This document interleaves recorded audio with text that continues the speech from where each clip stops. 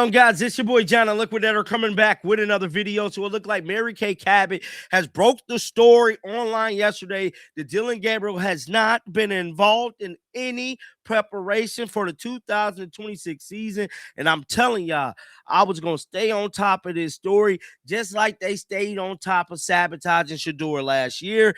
And I'm telling you right now, be prepared. Be prepared. This week is the week.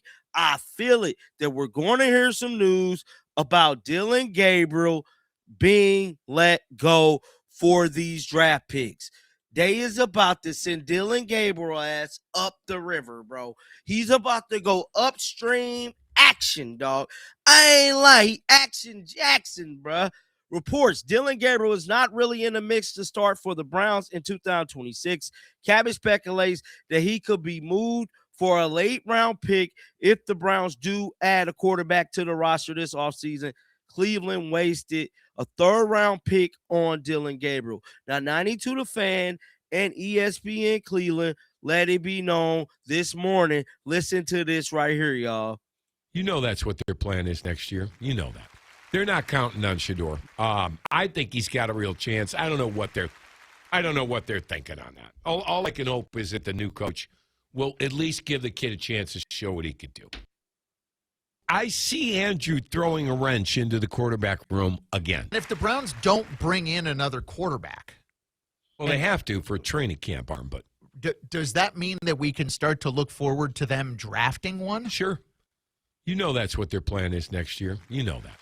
They're not counting on Shador. I think he's got a real chance. I don't know what they're thinking on that. All I can hope is that the new coach will at least give the kid a chance to show what he could do. I see Andrew throwing a wrench into the quarterback room again. If the Browns Hold on, we just heard that one. But 92 The Fan and ESPN Cleveland has let it be known that Dillon Gabriel is up out of there, bro. The Browns more than likely is about to get another quarterback. Now, NFL free agency starts on Wednesday.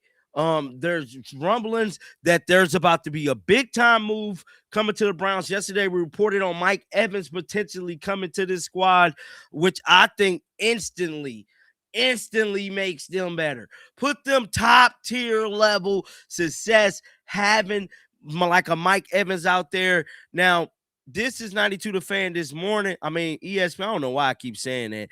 ESPN Cleveland this morning speaking about what's finna go down this week, y'all. This is a very, very important week moving forward. Let's listen. They live right now. You know, I think it's one of the unintended consequences of free agency. They started in 1991. Most owners were against it because it meant overpaying for players. But it has become an event into itself. It's like, remember, you used to call baseball what was it? The hot stove league. Hot stove was in the winter. They would talk trades and now that's nothing. And free agent frenzy is like an event unto itself. It's brilliant. Tony, brilliant marketing.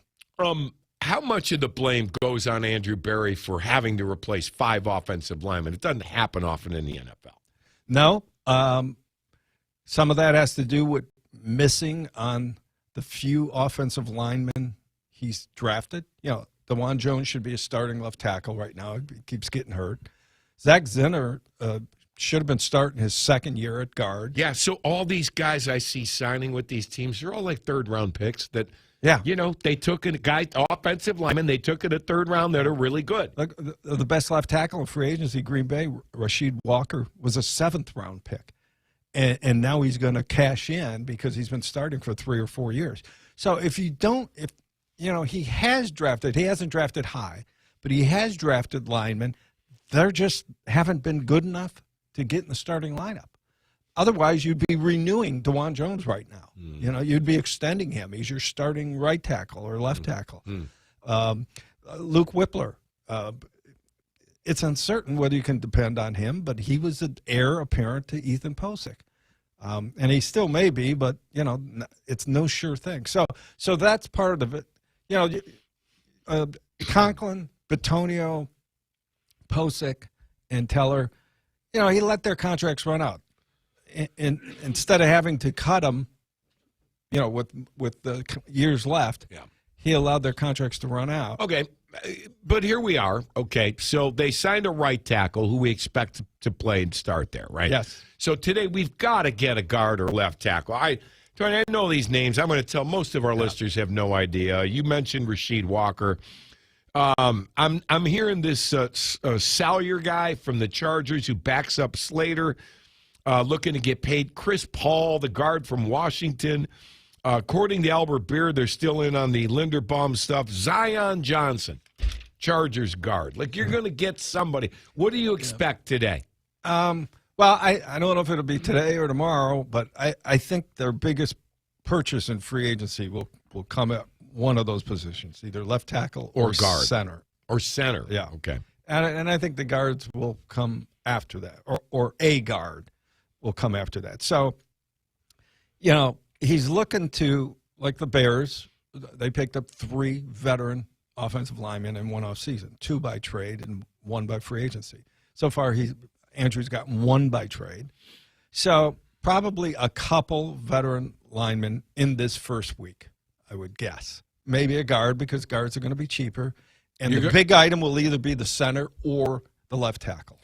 Are they better off, Tony, focusing on the trade market in a way? Because we went through, Riz, Tony's top 5 free agent signings for the Browns since 1999. What a list that was. But, Riz, it was eye-opening. It was punters and Orpheus Roy. And Brian Hoyer was number 2 best free agent they've picked up. I mean, Tone, say what you want. Andrew's best moves have come via trade. So should we be watching that market maybe more than the guys who are available in free agency?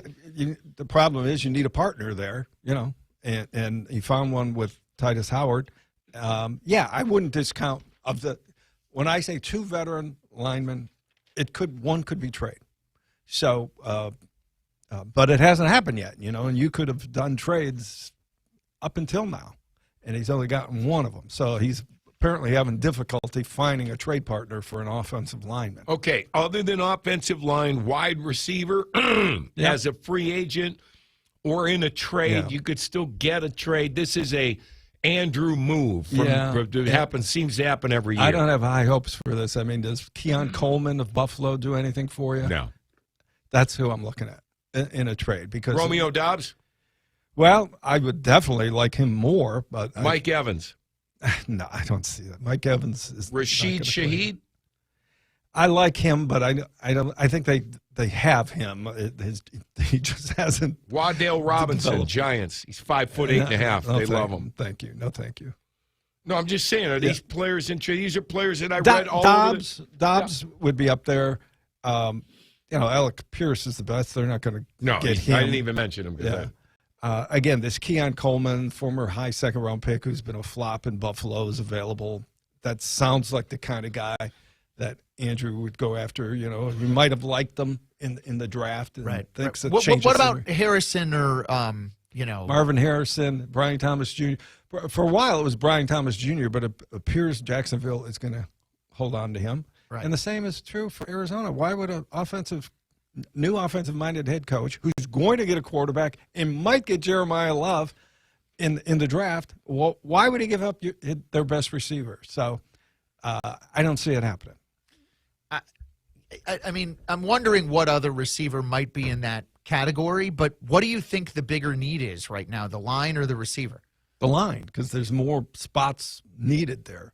Whereas if you get one really good receiver, then you could come back in the draft and get another one.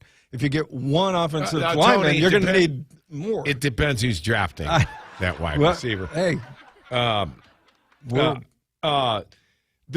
wide receiver thing, though, is tricky because I keep hearing the Browns say that they're committed to Jerry Jeudy. And everybody from the new offensive coordinator to the new coach to Andrew have made it very clear to me that they think Jerry Judy's bad year was an anomaly. Yeah.